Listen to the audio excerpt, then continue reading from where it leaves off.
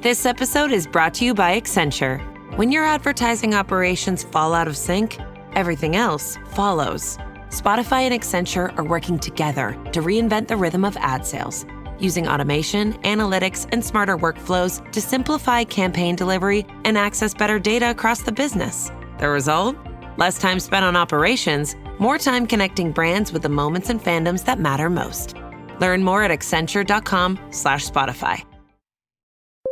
When you need to build up your team to handle the growing chaos at work, use Indeed Sponsored Jobs. It gives your job post the boost it needs to be seen and helps reach people with the right skills, certifications, and more. Spend less time searching and more time actually interviewing candidates who check all your boxes. Listeners of this show will get a $75 sponsored job credit at Indeed.com/podcast. That's Indeed.com/podcast. Terms and conditions apply. Need a hiring hero? This is a job for Indeed Sponsored Jobs.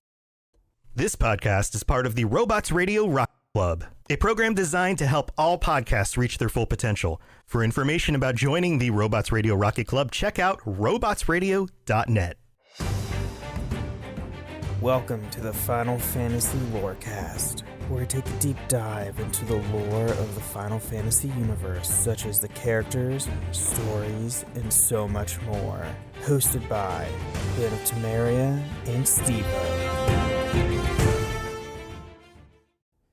Welcome back, Warriors of Light, to another episode of the Final Fantasy Lorecast. I'm one of your hosts, Brandon, or also known as Ben of Temeria, and always with me is my good friend and fellow co-host, Steven. Ooh, we got a big one tonight. We do. We are doing another, obviously, we're in Season 5, still doing characters, and, Steven suggested, hey, let's do a character from 6. We can finally make the 6 supremacists happy. Right, and we are going over Terra Branford. Yes. Which is a huge, big, character in Final Fantasy VI. I haven't personally played 6 myself, but I know Steven has. Gasp. So... You said gasp? Yeah. I said gasp. How dare How dare you not play it?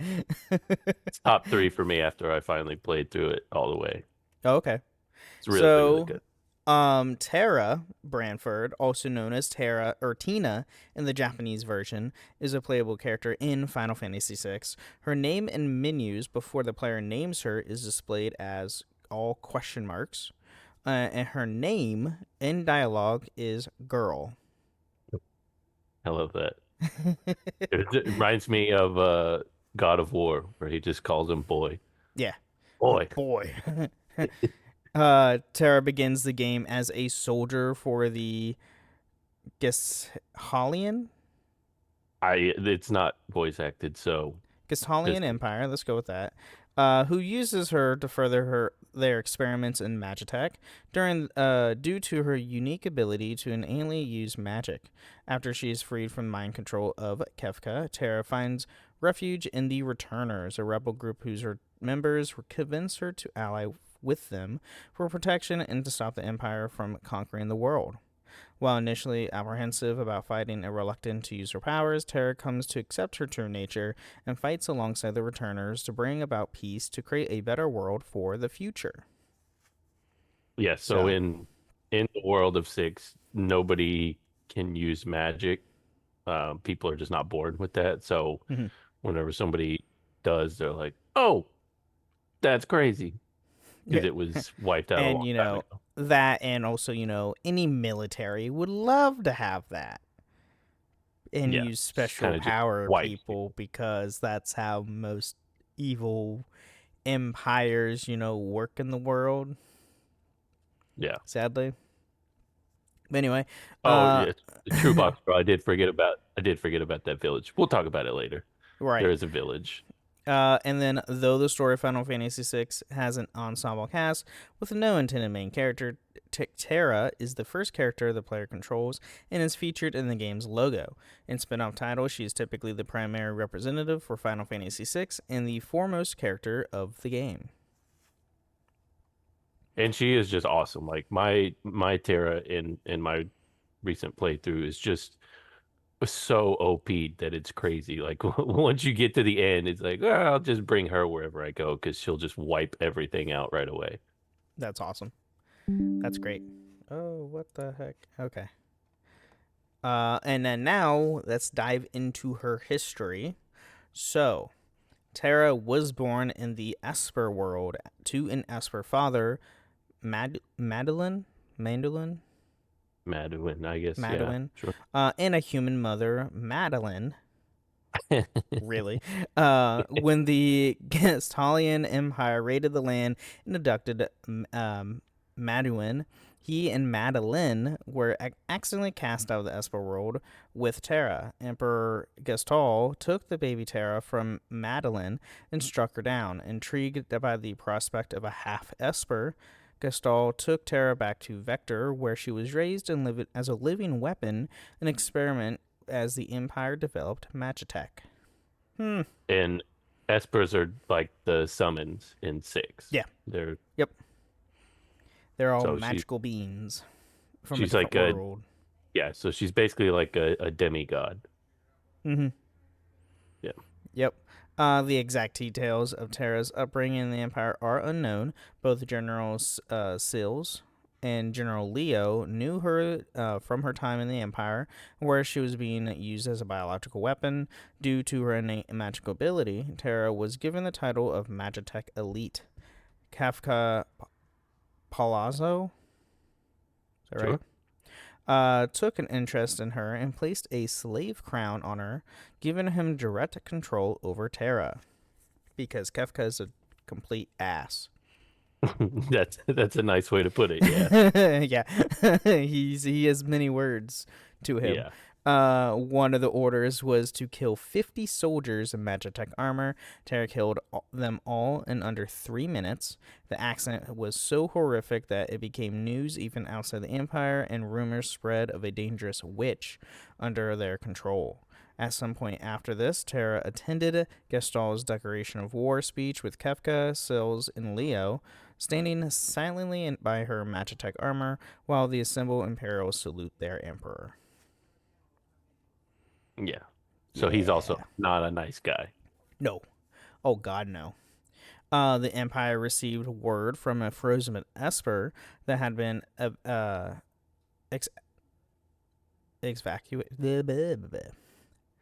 Excavated. I got you. excavated, thank you, in the mines of the town of Narshi, a neutral city. They sent two Imperial troops, Biggs and Wedge, dun, dun, Hello. dun, as well as Terra, to raid the town to retrieve the Esper.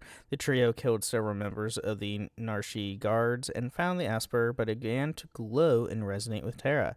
The surge of energy knocked her unconscious. She was rescued by Arvis, a resident of Narshi, and who removed the slave crown and sheltered her in his home. Dun dun. And now the game begins. Right. Yeah. Now the game begins. This is where things kick off. Terra awoke in Arvis's home with no memories but her name. The guards came to her house to arrest her and Arvis, and had her sneak out of the back door into the mines, and the guards pursued. They cornered Terra in a passage where the floor caved in, and she fell to a lower floor and saw glimpses of her servitude to Kefka before passing out. Meanwhile, Arvis contacted Locke, an agent of the Returners, and asked him to help Terra. Locke rushed to Terra's rescue and, with the help of a group of Moogles to live in the mines, defeated the guards and escaped town through a hidden passage. Yes, this is the Great Moogle Sacrifice. This is when we were doing our holiday episode. This is what I was referring to with 6, where you have like 3 parties that you create. They're just made for you, but you have 3 different parties. 2 of them are all Moogles, and one of them is Locke and a few Moogles. And you can just sacrifice a few of them in order to get to the end with the boss. Wow. Wow. Yeah. All right. Locke took Terra to Figaro Castle and introduced her to its king, Edgar. The two promised to shelter Terra until her memories return, but Terra was dubious and wondered if they were only interested in her for magical abilities. Kefka arrived to reclaim her, but Edgar feigned ignorance of who he's looking for. The night Kefka returned and to set fire to the castle, and Terra, Locke, and Edgar escape on chocobos while the castle submerged under the desert. Edgar admitted to Terra that they were returners and asked her to come with them to meet their leader, Baron. Though she was hesitant, the group set out for the South Fiago Cave and the Saber Mountains, where the returners' hideout was. Yeah, it's pretty cool. Whole castle gets submerged under the desert. That's terrifying. Yeah, it's pretty cool. How's that cool? They're like, okay, you think you got us, and then boom, the whole castle goes underneath the sand, and they can travel from one part of the continent to the other underground at one point. Okay. It's pretty cool. Okay, that is cool. So after making contact with Edgar's estranged brother, Sabin, on Mount Knots, or Colts. Sure. Yeah. The group reached the hideout, and Terra met Baron. He told her that she may represent the returners' last hope, and it was clear that their interest is in her centered around her wielding of magic. Terra was reluctant to use his weapon and spoke to the others in the returners' hideout to learn more why they fight the Empire. Meanwhile, the Empire invaded South Fiago to use as a staging ground for further excursions north, including the returners' hideout. Locke went to sabotage their advance, while Terra, Edgar, Sabin, and Baron fled down the Leth River Ultros, and then Ultros attacked them, and Sabin washed overboard, leaving the others to continue alone. Well, washed overboard, he jumped off the raft. Oh, he physically jumped off? Okay. Yeah, he jumps off and was like, I'm finishing this stupid octopus, and then, spoiler, he doesn't, because you fight him like 4 times in the game. Oh. Uncle Multi. Okay. At Narshi, the guards recognized Terra from her raid on the town and refused her entry, but Terra remembered the secret passage in the mines that Locke had used to escape with her, and they snuck back into town and into Arvis's house. Baron tried to convince the Elder of Narshi to side with the returners against the Empire, but the Elder was unconvinced. Sabin and Locke arrived at the meeting with new allies, Gao and Cyan and Seals. Now no longer with the Empire, Locke warned them that the Empire was already marching on Narshi, and the town agreed to allow the returners to defend them. While preparing their defenses, Terra spoke to Seals about their mutual ability to use magic and asked if she feels love, but Seals took it for a mockery. I'm just gonna point out it's Celeste. Celeste. I can't let that one go since she is Celeste. my favorite. Yeah. Celes, Celeste. Yeah. Oh. Okay. Well, it's definitely not Seals. How do you know? There's no spoken dialogue. It's true, it's not spoken, but I'm gonna go on a limb here and say that's not what it is. Okay, fair. Either way, fine. Yeah, Terra she basically has like no emotions. Oh, okay. So she's like, oh, you could feel love, and Celeste. So she's Cloud with magic. Yes, but she. This is 6, so this is right before Cloud. Well, she's like wanting to figure out how to feel. That's like one of her big arcs is that she wants to figure out how to feel emotions for people. Yeah. Gotcha. Yeah, like Box Girl says, yeah, but she actually wants to have feelings. Yeah, fair. Yeah, Cloud doesn't want feelings. She's not playing Mr. Cool. She's like, no, I genuinely want to feel these things. How does everybody do this? That's fair. Okay. So the battle for the Frozen Esper commenced with Kefka leading the Imperial forces while Baron directed the defense, and that they repelled the Empire. The group visited, Vala Garmonda. That's perfect, I think. Sure. And it resonated with Terra again, and a shockwave knocked the other returners back as Terra approached it, demanding answers of what she is. A conduit of energy flowed between the two, and Terra transformed into a monstrous Esper-like form and flew away. The returners regrouped to set on track to track her down to find out what happened. Monstrous is a little rough. She basically turns into uh like a glowing version of the fairies from Zelda. Box Girl says she turns pink. And yes, Yeah. Mr. Evil, there wasn't going to be an episode today as of we're recording this, but my store inventory was moved 3 weeks out from last week, so we won't have an episode at the end of the month. So next week's is a patron chat for everybody, so give you a heads up there now, which I'll reiterate in the mid-break. But anyway, moving on, the group found Terra and Zozo in the cave where the cave of Ramu in Esper. Terra was still transformed and unable to control her powers and could not speak or recognize the party. Ramu explained he called Terra to him for safety, and he sensed her transformation, but denied that she was an Esper.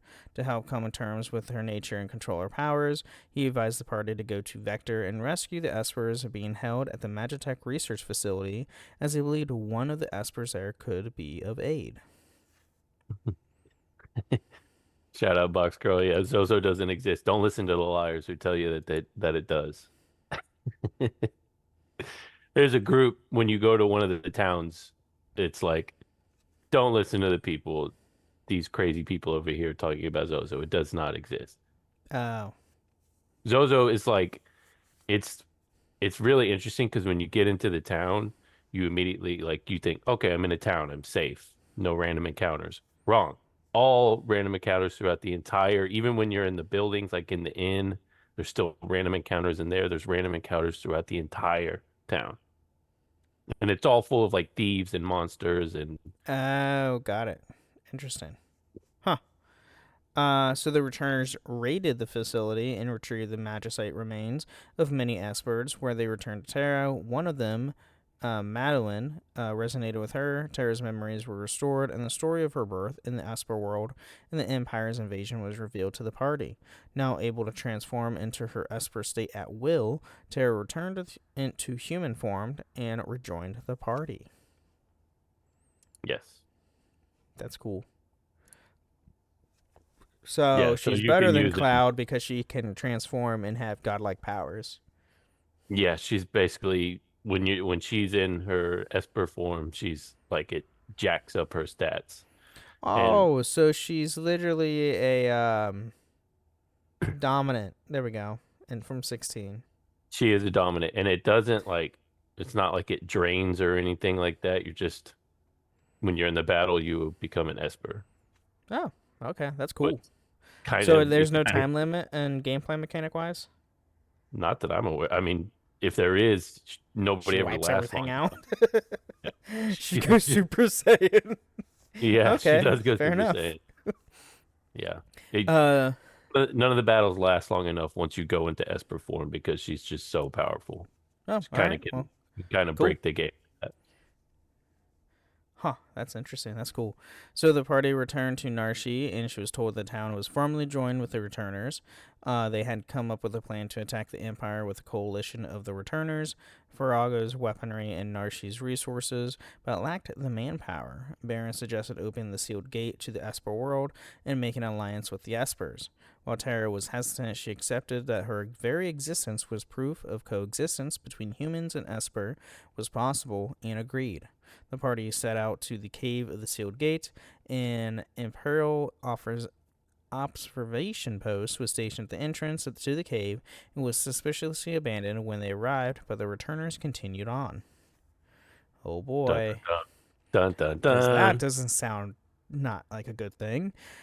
When Terra approached the sealed gate and the returners were ambushed by Kefka, the other party members engaged while Terra called out to the Espers, and Kefka claimed that the Empire let Terra escape to trick the returners into opening the gate. As the two groups fought, Terra shifted into her Esper form and the sealed gate opened. The many Espers rushed out, carrying Kefka away. Terra was blown back and collapsed, and the gate closed. A rock slide sealing it further. The returners decide to regroup on the Blackjack, their airship, to leave the cave. At the abandoned Imperial base, another of the group informed them that they saw the Espers fly towards a vector. So the summons are on the loose. It's not great. No, that would be bad in any Final Fantasy game. Yeah, because they're also pissed, so they're like kind of blowing stuff up. Yeah, Not that great. doesn't sound great. But at this point, let's take a quick mid-break, thank our patrons, and we'll be right back.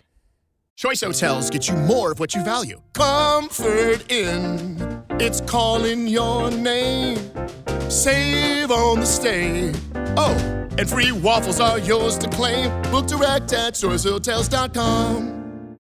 This episode is brought to you by Perfect Bistro Cat Food. Cats, this ad is for you. Has your human ever called you picky, persnickety, choosy? If so, Perfect Bistro Cat Food is for you. With ingredients like wild-caught tuna and pasture-raised lamb, tantalizing textures, and delectable flavors that meet even the most discerning cat standards. You're not picky, you're just perfectionists. Perfect Bistro, mealtime perfection for every cat. Have your human visit perfectbistro.com.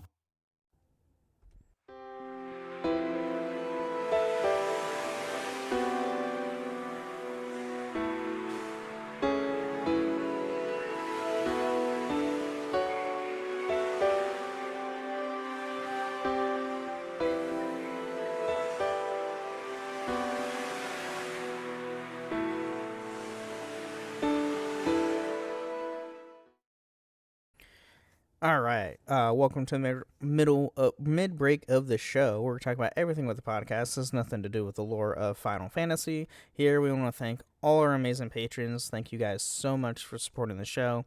And if you too want to support the show, you can go to patreon.com/the Final Fantasy Lorecast, where you can get ad-free episodes, or even join us once a month on the show itself. Our patron chat is next week, due to not being able to record on the last week of this month. So next week is patron chat. So patrons, think of what you want to talk about, because it's your show. You can also support us on Apple and Spotify. Leave 5-star review on Apple with some words we're going to allow in the next time of the show, as well as nice Spotify comments, which we do have a few this week. We have a few on our character episode last week of Kane. Eternal Game Killer says, "Now it's time for my girl Freya." Courier 7 says, "As a Dragoon main in 14, I really love this episode. Keep up the great work because I'm really loving this podcast."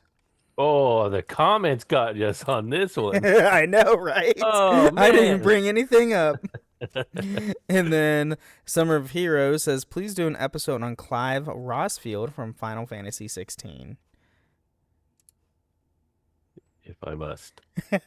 If I must. Hey, you have to admit, Clive's pretty cool. He's now in Tekken. Yeah. I mean, come on. Boxer Girl says comments don't count. We'll allow it. Oh, thank God. And then other than that, you can find us on a few different Discord servers. The Robots Radio Discord at robotsradio.net, as well as my own Discord server, the Ben and Friends Podcast in Discord, where you can find this show as well as all the other shows that I host, which are Holocron History, Star Wars Kingdom vs. Legends, the Gundam Lorecast, the Wizarding World Lorecast, and the Witcher Lorecast. So go check those out. It's all great stuff, all on Robots Radio. And you can also find us live every Wednesday at 8 p.m. Eastern, 5 p.m.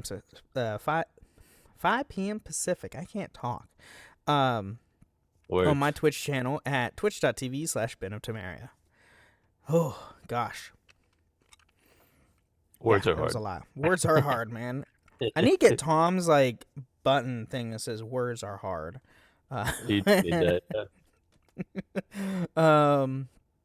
Gosh, and then Mr. Evil just posted a bunch of stuff and the length of Terra's trance. Yeah. Basically, yeah. We could talk about it after the mid-break, but yeah, she does have a limit. Other than that, I have nothing else to add for this mid-break. Do you have anything, Steven? No, not until Taco Bell gets back to me. Also, don't forget the Final Fantasy Magic the Gathering crossover comes out in June 13th. Almost there. We have 5 months to get prepared to drop money on Magic the Gathering cards. Yeah, you do. Yeah, I do. I'm going to be receiving them in my store. Majority of it's probably going to be bought by me and my coworker. But anyway, and Taco Bell has the no. We don't know Box Draw. We're not doing that. No. I will agree to the Taco Bell like sponsorship. I'm not doing I'm not doing that pod. Not yet. I do too many as is. They pay. Taco Bell, if you pay, I'll make Ben do it. Oh my gosh. Anyway, let's get back into more of Terra.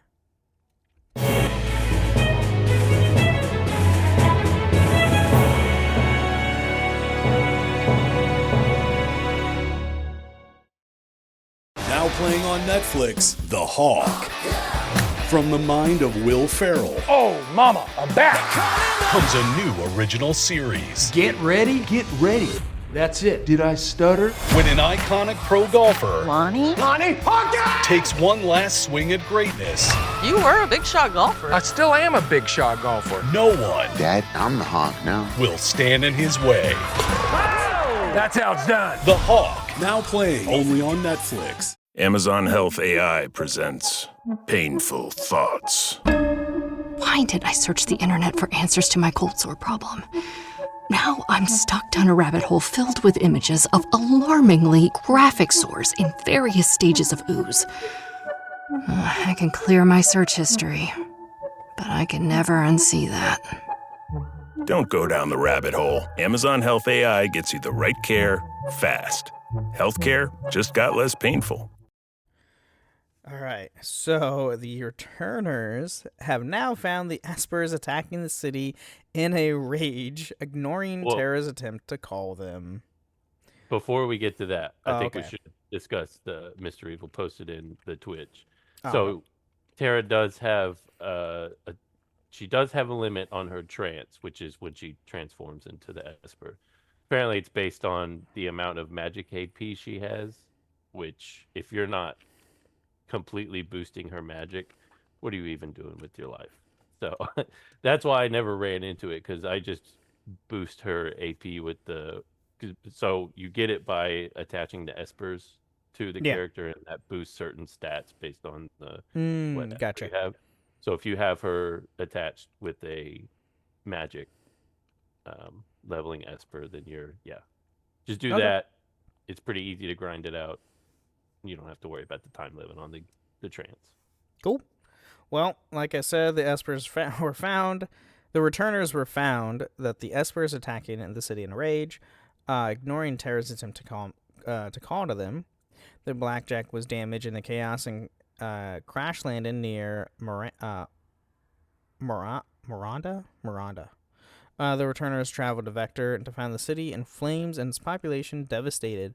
At the Imperial Palace, Geshl insisted that he had seen his errors in the ways in light of the true power of the Espers and declared that the war is over.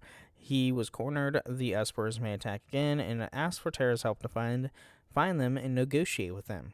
Terra agreed, and Locke volunteered to accompany her. It's a very convincing scene. Whenever you go through this the first time, you're like, oh, we know Kefka's a jerk. Yeah, absolutely. Maybe this Emperor actually is turning around and seeing the error of his ways. Well, I mean, his entire city was engulfed in flames by Espers, destroying the living heck out of it. Yeah, I would hope so. Well, they did beat the Espers once, so...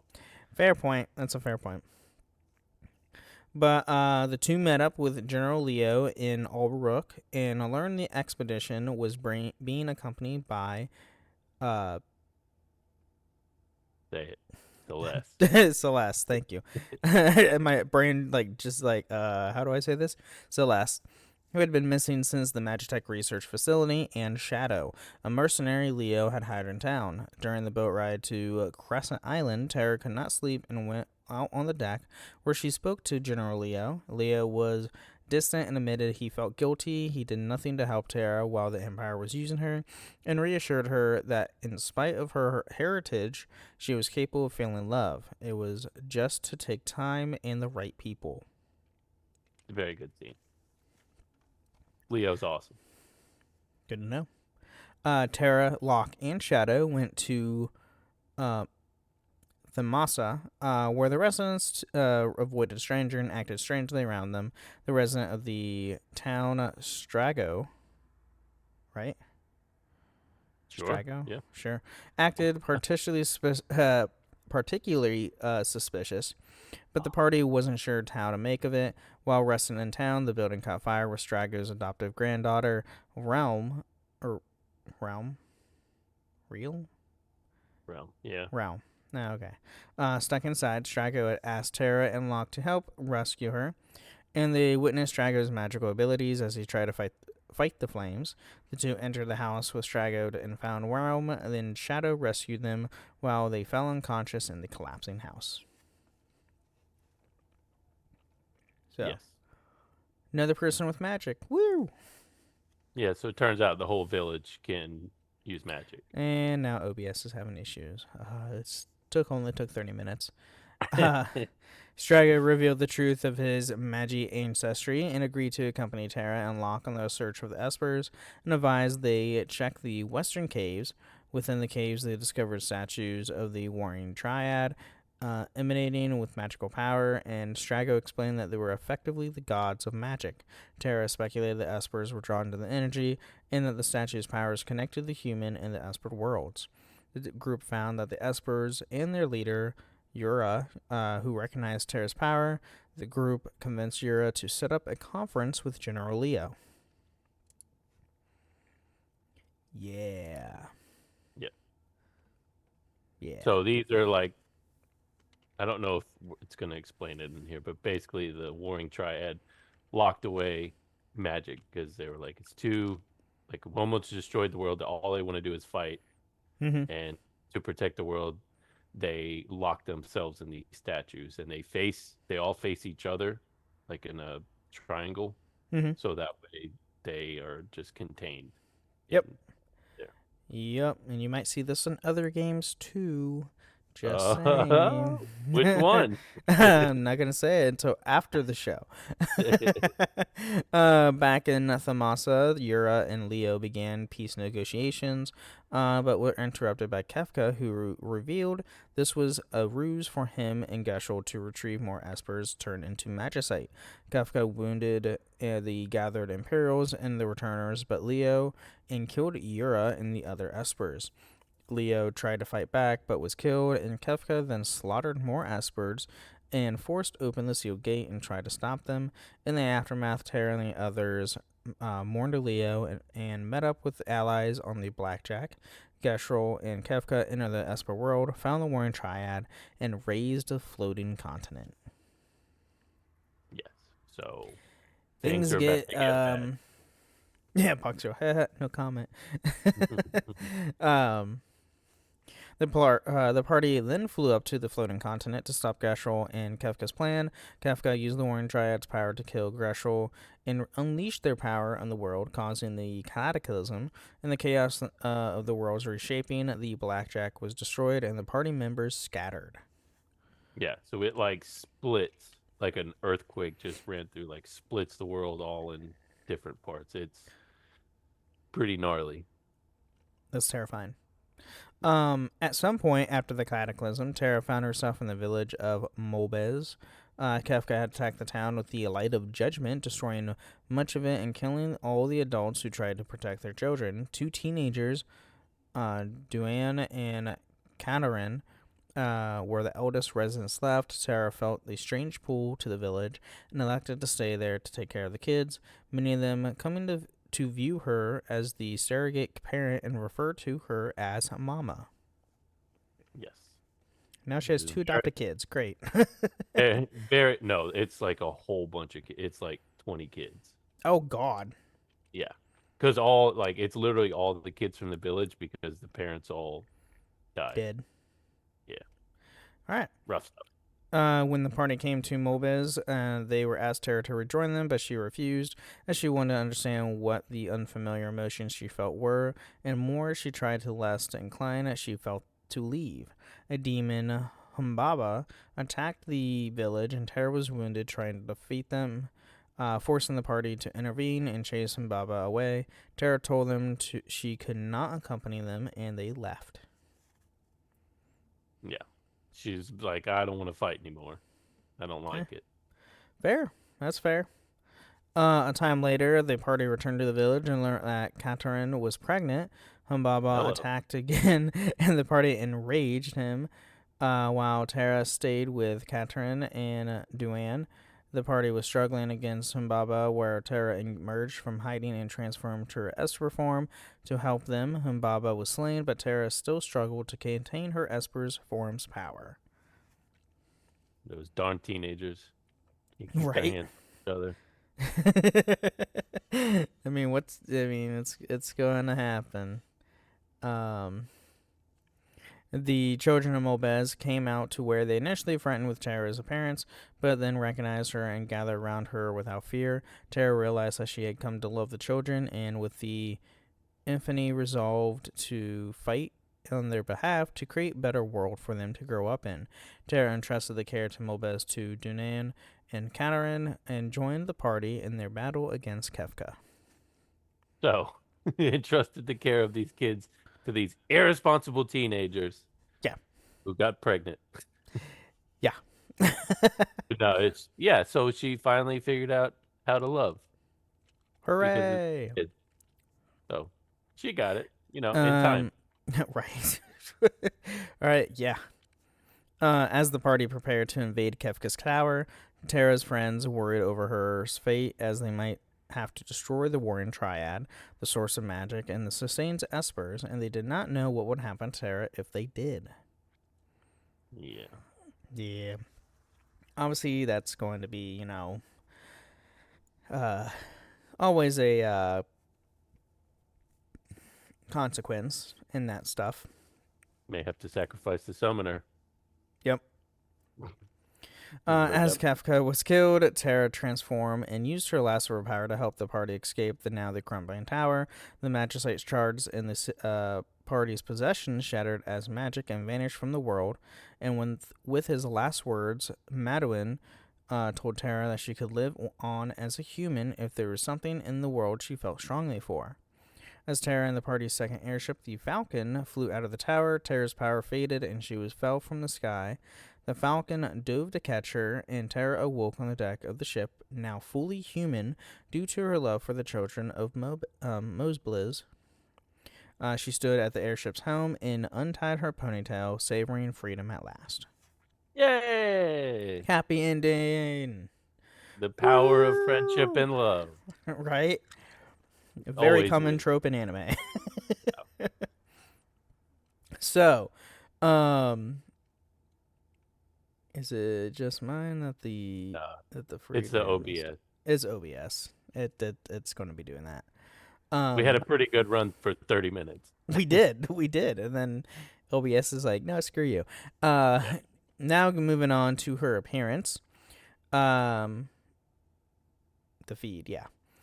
Terra is an 18-year-old woman with long hair tied in a ponytail, a red dress, and with a purple or pink sash around her waist, red boots, and red bracers.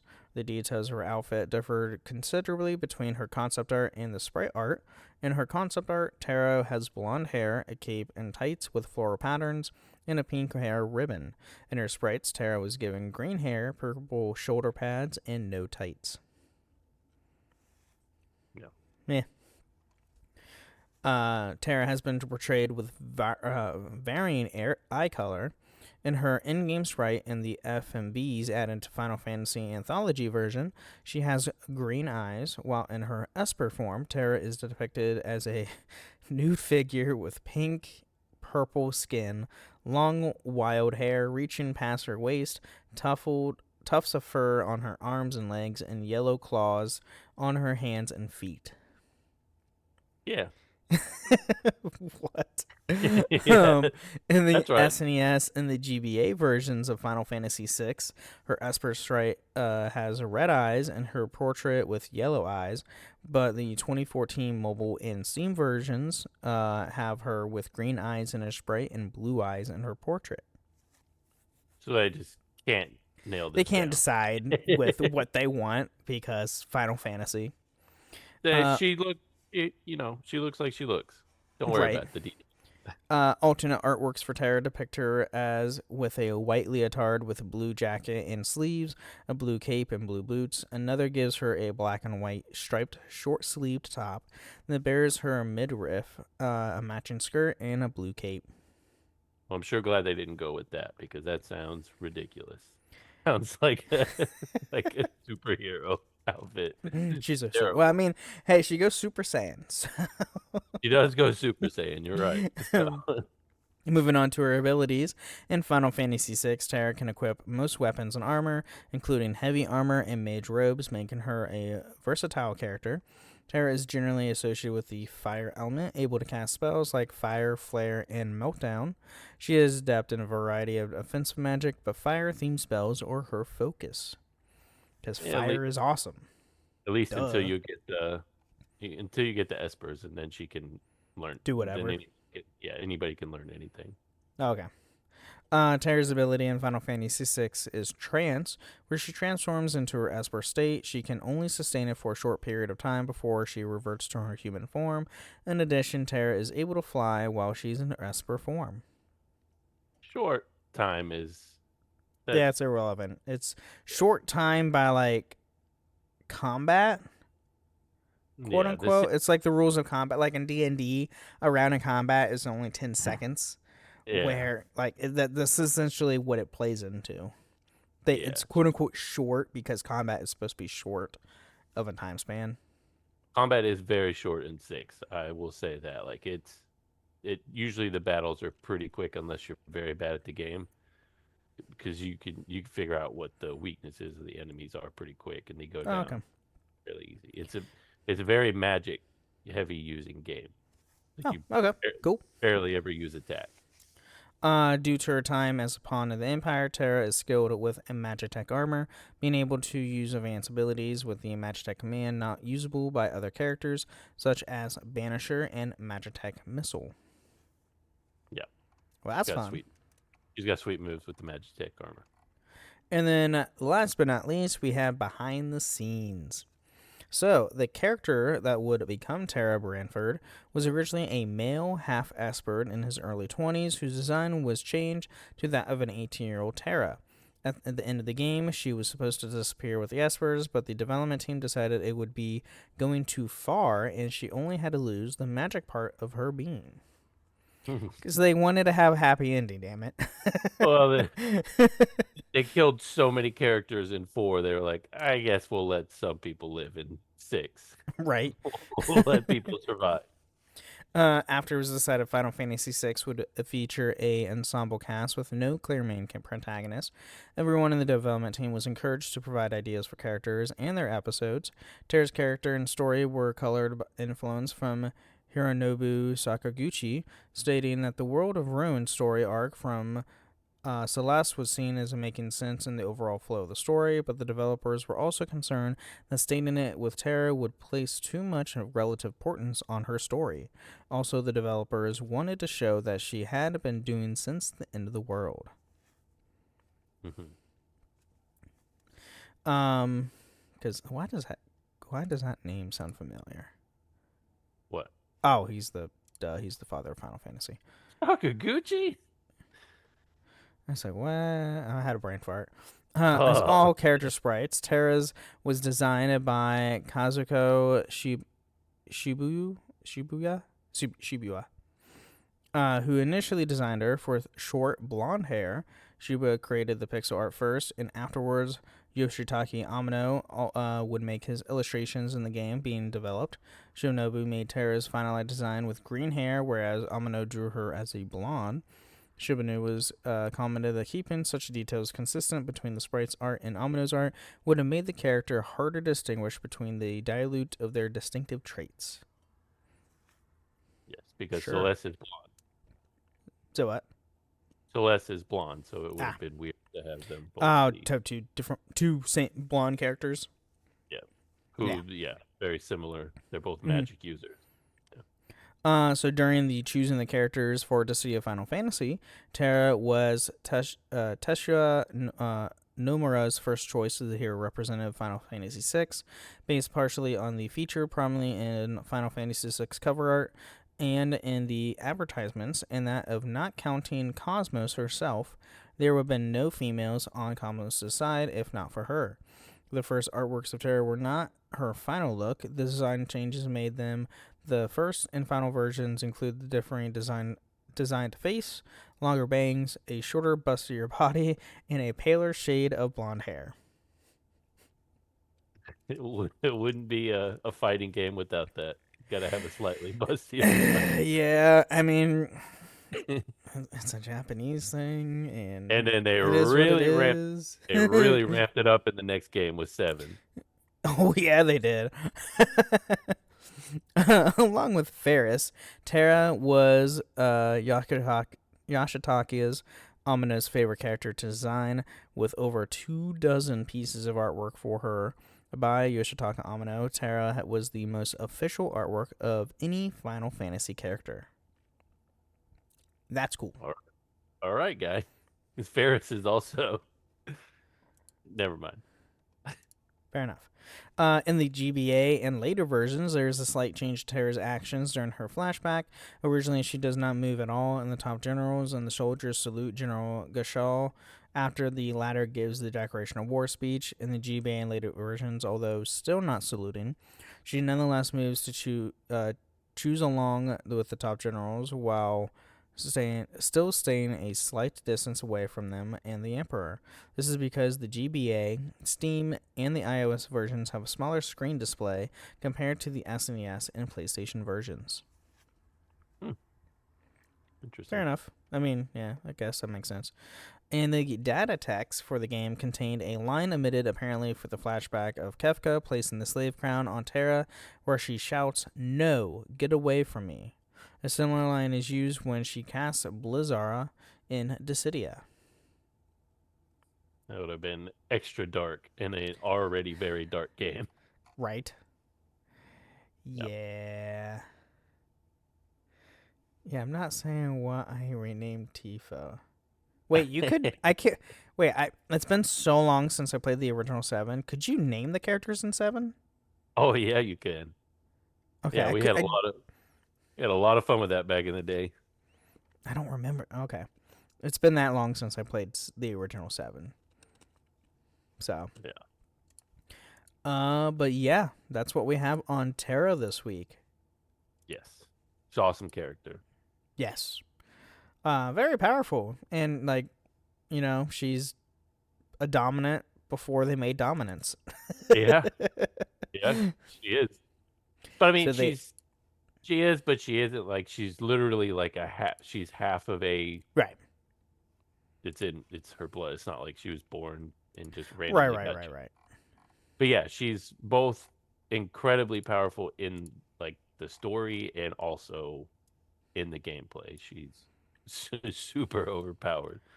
True. But yeah, she's an awesome character. I think she comes to her story is very well done. She comes to her feelings very organically. She doesn't fight like, oh no, I don't want to have these feelings. She's like, no, I want to understand this. I want to know what everybody else is feeling, why I don't feel this way for people. Right. Because she is very, like, non-emotional, but it's not... Yeah, it's not like Cloud, where he's like, no, I can't show emotions. I'm Mr. Cool over here. That's why Mr. Cool. I'm Mr. Sexy. I need to be the silent, strong type. Yeah. She talks. It's just not... There's no emotion behind it for the first 3/4 of the game because she's just very matter of the fact. Right. She's very robotic. Yes. Yeah. So. Ironically, she's the first time you see her, she is piloting a robot who's killing people. There you go. So yeah, I have nothing else to add. Is that all you got? That's it for this one. I could say a lot more about 6, but we'll just have to cover another character in order to go more into it. To go with more 6. The game is so like you are separated from characters throughout so much of the game. Like what we covered for Terra, it's barely scratches the surface of what actually happens in 6. There's so much that goes on, but she's not there for actually quite a lot of it. Fair. Like when she goes and gets when she first transforms and Ramu is taking care of her, like you don't have her in your party for quite some time during that. He's like, she's out. She's not. She doesn't know who anybody is. She's just kooking out in this bed. Just leave her alone.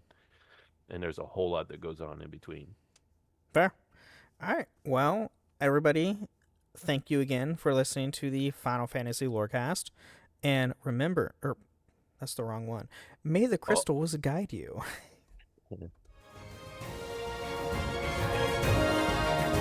Thank you for listening to the Final Fantasy Lorecast. You can find us on the Robots Radio Discord at robotsradio.net, the Ben and Friends podcasting Discord, where you can share your thoughts, experiences, and love for the Final Fantasy lore. You can also find us on Twitter at FFLorecast.